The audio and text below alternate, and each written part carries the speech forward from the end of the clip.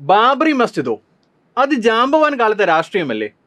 ഇത് ചോദിച്ചത് ഏതെങ്കിലും RSS പ്രചാരകനല്ല, മറിച്ച് മതനിരപേക്ഷതയാണ് കൊടിയടയാളമെന്ന് നാഴികയ്ക്ക് 40 വട്ടം പറഞ്ഞു നടക്കുന്ന ഒരു പാർട്ടിയുടെ സംസ്ഥാന അധ്യക്ഷനാണ്. പേര് K. സുധാകരൻ.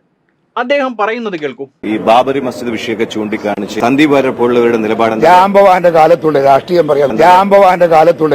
പറയാം. നൂറ്റാണ്ടുകൾ പഴക്കമുള്ള ചരിത്ര സ്മാരകമായ ബാബറി മസ്ജിദ് RSSകാർ തകർത്തെറിഞ്ഞപ്പോൾ തകർന്നത് ഇന്ത്യയുടെ മതനിരപേക്ഷതയാണ്, ജനാധിപത്യമാണ്. നാടിന്റെ ഐക്യത്തിനേറ്റ ആ മുറിവ് ഇനിയും ഉണങ്ങിയിട്ടില്ല.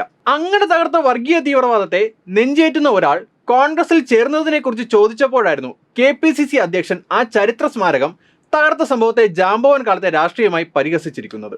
സുധാകരൻ ഇങ്ങനെ പറഞ്ഞതിൽ അത്ഭുതമില്ല. വേണ്ടി വന്നാൽ BJPയിലേക്ക് പോകുമെന്ന് പല ആവർത്തി പറഞ്ഞയാളാണ്. RSS ആയുധ പരിശീലനം നടത്തുന്ന ശാഖയ്ക്ക് കാവൽ നിന്നുവെന്ന് വെളിപ്പെടുത്തിയ ആളാണ്. ഇങ്ങനെ ഒരാളിൽ നിന്നും ഇതേ പ്രതീക്ഷിക്കേണ്ടതുള്ളൂ. കോൺഗ്രസിലെ തീവ്ര ഹിന്ദുത്വപക്ഷ നിലപാടുകളിൽ തന്നോടൊപ്പം നിൽക്കാൻ ഒരാൾ കൂടി ആയെന്ന സുധാകരൻ ചിന്തിക്കുന്നുണ്ടാവും. ഗോൾവാക്കറെ പൂജിക്കുന്ന പ്രതിപക്ഷ നേതാവും ഇതേ ചിന്താഗതിക്കാരനാകുമ്പോൾ മറിച്ചൊന്നും ചിന്തിക്കേണ്ടതില്ല. ഇങ്ങനെ ഭൂരിപക്ഷ വർഗീയതയെ ഒരു വശത്ത് താലോലിക്കുമ്പോൾ ന്യൂനപക്ഷ വർഗീയതയും മറുവശത്ത് ആലിംഗനം ചെയ്യുന്നു. ജമാഅത്തെ ഇസ്ലാമിയും SDPIയുമായും കൈകോർക്കുന്നു.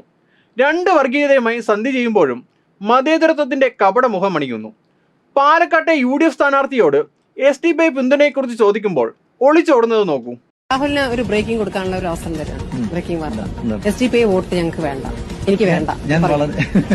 ഞാൻ ഇതിന്റെ വളരെ തുടക്കത്തിൽ തന്നെ വളരെ കൃത്യമായി തന്നെ പറഞ്ഞിട്ടുള്ള ഒരാളാണ്. വർഗീയമായി ചിന്തിക്കുന്ന ഏതെങ്കിലും ഒരു വ്യക്തി ഉണ്ടെങ്കിൽ ആ ആളുടെ വോട്ട് എനിക്ക് വേണ്ട.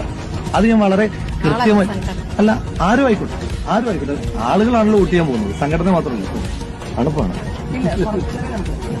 അപ്പം ആളുകൾ താങ്ക് യു എന്നതല്ല അഞ്ചാട്ടോ. പ്രധാനപ്പെട്ട ഉത്തരത്തിൽ നിന്ന് പോകരുത്. വേഗം പറയൂ.